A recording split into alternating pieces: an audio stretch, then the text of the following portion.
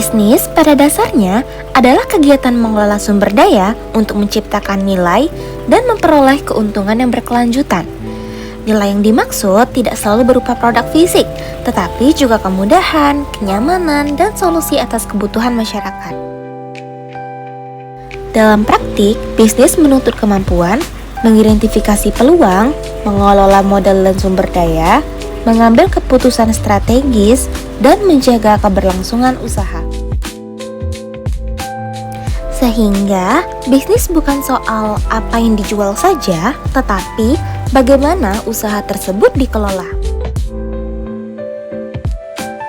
Sekarang akan kami tampilkan wawancara dengan dua narasumber di bidang bisnis makanan, di mana strategi yang mereka terapkan akan terlihat dari jawaban atas pertanyaan yang kami ajukan.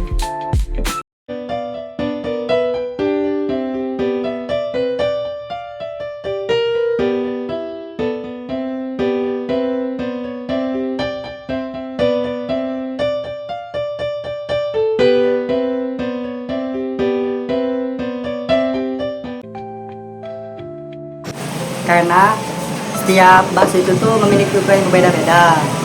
Terus dibandingkan dengan 10 sama yang 15, kalau 10 itu lebih kecil, sedangkan yang 15 dia lebih besar. Kalau untuk menjaga kualitasnya, biasanya kami tuh melakukan hal yang terbaik, karena rasa itu tuh suatu hal yang penting, jadi tidak mengecewakan bagi para pelanggan. Jadi misal nih, kami jual bakso daging, jadi biasanya kami tuh menjual full daging, nggak ada campuran-campuran dari ayam atau apapun. Nah, itu kan menimbulkan rasa kepercayaan gitu terhadap para pembeli. Jadi orang tuh biasanya tuh langsung jadi pelanggan tetap, nggak kecewa sama itu. Jadi ya biasanya seperti itu. Biasanya kalau untuk takaran itu ya sesuai dengan takaran, tidak dilebih-lebihkan ataupun tidak dikurang-kurangkan agar tetap menjaga kualitas bakso kami.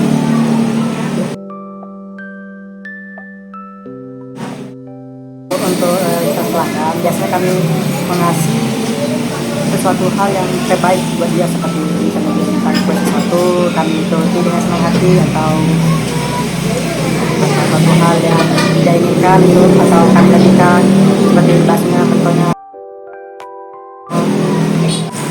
Untuk pelanggan kami yang loyalitasnya tinggi, seperti pelanggan-pelanggan setia, itu biasanya kami mengasih pelayanan terbaik, seperti misalnya datang kami ke senyum, ramah. Terus biasanya juga kami menawarkan makanan-makanan kami, lalu kami perhatikan.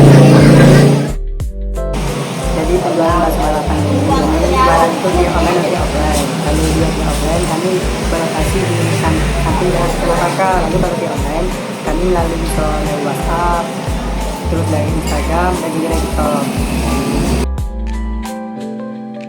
Kalau masalah diskon itu kami pernah, diskon itu seperti cuma mereka kami kasih segala untuk sedekah. Terus kami juga mengadakan diskon untuk misalnya ada pemesanan di atas 10 kilo itu. Nah, kami kasih diskon seperti itulah, nanti juga sedikit kasihnya seperti itu. Atau ada juga bisa kami kasih seperti tetelan dan juga bumbu kue dan bumbu basah itu.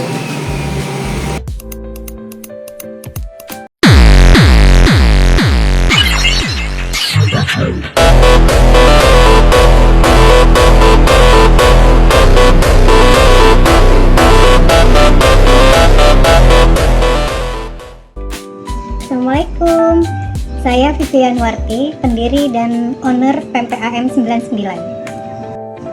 Baik, bagaimana cara PMPAM 99 menentukan siapa saja pelanggan utamanya?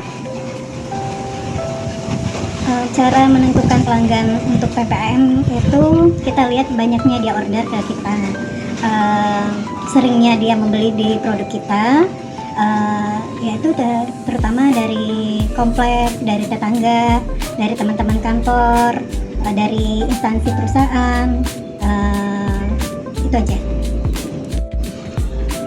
Biasanya PMPAM 99 lebih menyasar pelanggan dari kelompok mana?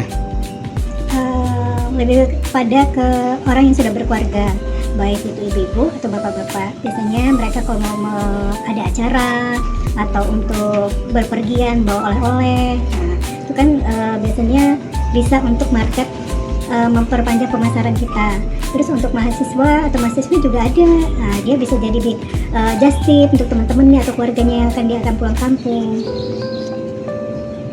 Menurut Ibu, apa keunggulan pempek AM99 dibandingkan pempek lain? Menurut saya, pempek AM99 saya memakai bahan yang premium, bahan bakunya seperti ikan itu yang fresh, non MSG, dan insya Allah kita sudah sertifikat halal dan sudah ada BPOM.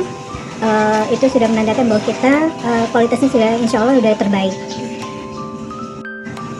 Menurut Ibu, bagaimana cara menjaga kualitas rasa dan bahan pempek agar tetap konsisten? Menurut saya, selama ini kan kita sudah daftar bahan-bahan yang kita pakai ini ke halal dan BPOM. Dan jadi kita tuh udah konsisten dengan barang-barang yang kita pakai itu atau bahan-bahan itu yang kita pakai. Dan satunya lagi, untuk rasa dan bentuk atau apa kan kita sudah ada takarannya. Jadi kita konsisten dengan takaran itulah begitu. Insya Allah sebegitu. Bagaimana cara pempek AM99 menjual produknya ke pelanggan? Kita untuk saat ini jualnya melalui online. Jadi kita manfaatin media sosialnya. Media apa yang paling sering digunakan untuk promosi? Media yang sering saya gunakan itu WA, IG, Facebook, dan TikTok. Apakah pempek AM99 menggunakan aplikasi online seperti GoFood atau GrabFood? Dulu pempek AM99 pernah menggunakan GrabFood, GoFood, karena keterbatasan karyawan. Untuk sementara kita tutup dulu GoFood dan GrabFoodnya agar tidak nama pempek tersebut juga tidak jelek jadinya nanti. Bagaimana pempek AM99 mengetahui selera atau keinginan pelanggan? Dengan cara dapat input dari customer yang membeli dan